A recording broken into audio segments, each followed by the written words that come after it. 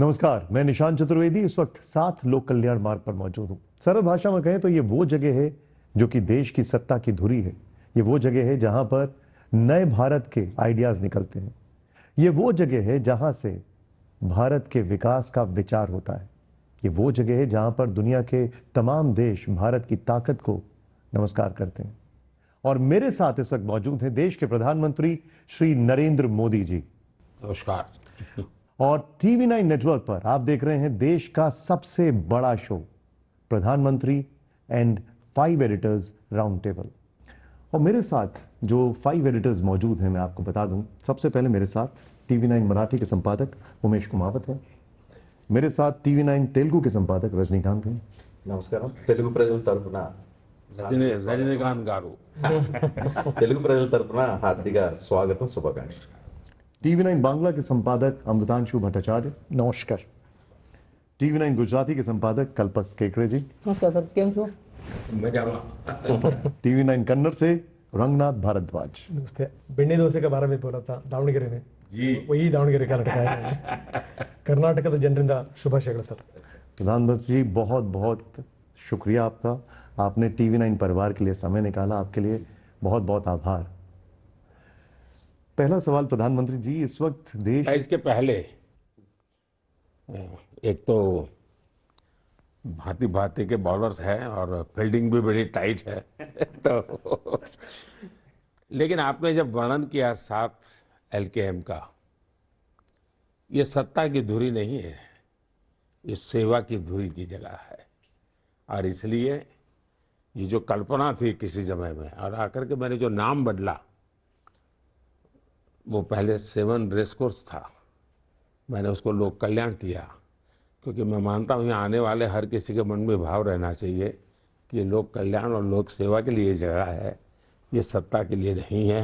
और लोकतंत्र का स्पिरिट भी वही होता है और मैं उसको जीने का पल पल प्रयास करता हूँ।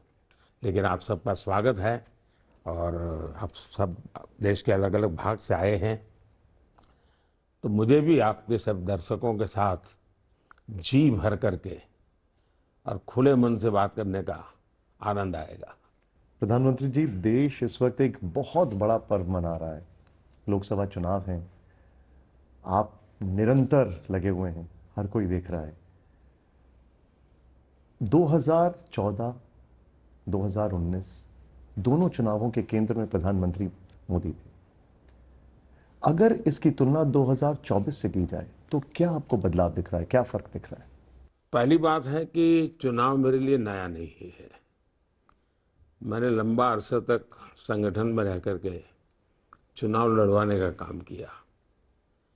फिर मुझे जिंदगी में पहली बार गुजरात में चुनाव लड़ने की नौबत आई और अब एक और भूमिका में देश और दुनिया की नज़रों में एक विशेष जिम्मेवारी के साथ मैं इस चुनाव के मैदान में हूँ। 2014 में जब हम चुनाव में थे तब लोगों के मन में कई क्वेश्चन मार्क थे। मोदी जी नए हैं, कौन है, गुजराती जानते हैं, लेकिन लोगों के मन में एक उम्मीद थी। 2014 में उम्मीद थी यार कुछ तो करेगा।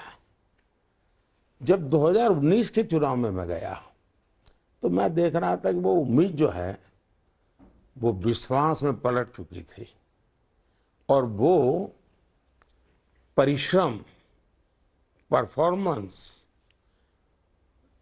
कंसिस्टेंसी, क्लैरिटी, ये सारे मिलजुल करके जो 2014 से 19 तक लोगों ने देखा तो विश्वास था। अब मैं समझता हूं कि 2024 जो उम्मीद से शुरू हुआ था, जो विश्वास के दौर में आया था, वो अब गारंटी बन चुका है। 2024 का चुनाव देश को मैं कहता हूं यस, ये मैं करूं क्योंकि मेरा 10 साल का अनुभव है। क्या हो सकता है, क्या नहीं हो सकता है, मुझे पता है। दूसरा, 2014 में मुझे सेवा करने का एक मेरे लिए एक बहुत बड़ा अवसर था, मैं मानता हूं मैंने, और सेवा भाव के लिए अपने आप को समर्पित कर दिया मैंने। 2019 में मैं जब लोगों के पास गया तो एक रिपोर्ट कार्ड लेके गया था कि भाई देखिए मैं इतना इतना कर पाया हूँ, लेकिन उससे लोगों को लगता है यार दिशा तो सही है, अगर इतने समय में कर दिया तो कर लेगा। 2024 में मैं जा रहा हूँ तो जो सामान्य मानवीय की आवश्यकताएं हैं उसको तो मैंने एड्रेस किया है, लेकिन अब मुझे उनकी अपेक्षाओं को एड्रेस करना है, उनके एस्पिरेशंस को एड्रेस करना है। अब मुझे एक नई ऊंचाई पर ले जाना है। दूसरा, 2014 के चुनाव में